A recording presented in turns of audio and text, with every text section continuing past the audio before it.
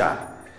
বৃহৎ ও আদি মৎস্য পুরাণ ২০ অধ্যায় শর্মিষ্ঠা ও দেবযানীর কলহ। কৃতবিদ্য কচকে লোভিয়া দেবগণ, সঞ্জীবনী বিদ্যা লোভী কৃতার্থ তখন। এদিকেতে দেবযানী কচের বিরহে, দুঃখিত অন্তর সদা চক্ষে বাড়ি বহে।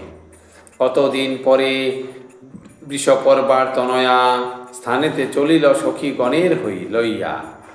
শুক্রকন্যা দেবযানী তাহাদের শনে, চৈত্র রথ রণে চলে স্নানের কারণে, বনে চলে স্নানের কারণে।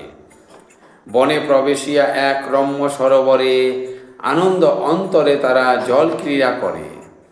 তার তীরে রাখা ছিল সবার বসন, হেনকালে খরতর বহিল পবন।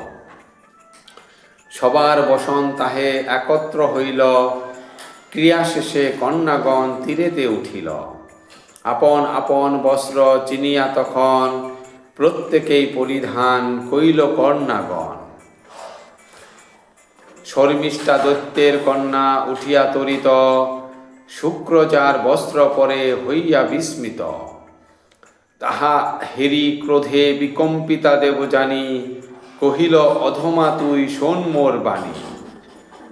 রে আসুরি তোর দেখি বড় অহংকার, শূদ্রা হইয়া বস্ত্র তুই পরিস আমার। শিষ্যা হইয়া আচার না মানিস যখন, ইহাতে মঙ্গল তর না হইবে কখন।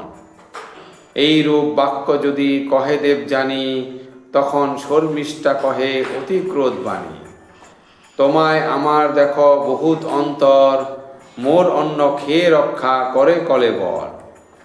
তোর পিতা আমার জনকে স্তুতি করে, মোরে হেন বাক্য কহ কোন অহংকারে। ক্রমে শর্মিষ্ঠার ক্রোধ অধিক বাড়িল, জোর করি কূপে দেবযানীকে ফেলিল। অতঃপর আপনার গৃহপানে যায়, বাঁচিল কি মরিল সে ফিরে নাহি চায়। ঘটনাক্রমেতে তথা যযাতি যাজন, আসি উপস্থিত হইল মৃগয়া কারণ। যেই কূপে দেবযানী নিপতিতা ছিল, পিপাসা কারণে রাজা তথায় আসিল। কূপে পড়ি দেবযানী করিছে ক্রন্দন, নৃপতি যযাতি তাহা করিল শ্রবণ। অবিলম্বে সে কূপের নিকটে আসিয়া, বিস্মিত হইলেন এক বালাকে দেখিয়া। জিজ্ঞাসিল কেবা তুমি কাহার নন্দিনী, কেন কূপ মধ্যে পড়ি কাঁদো একাকিনী। তবে দেবযানী কহে সকল ঘটন, নৃপতারে তুলিলেন করিয়া যতন। হেরিয়া সুন্দর দেবযানীর বদন, নরপতি যযাতির প্রেমাসক্ত মন। দেবযানী মনে ভাবে সেই অভিলাষ, বিবাহের ইচ্ছা রাজা করেন প্রকাশ। অতঃপর নানা কথা কহি দুই জনে, কিছু দূর অগ্রসর হইল এক শনে।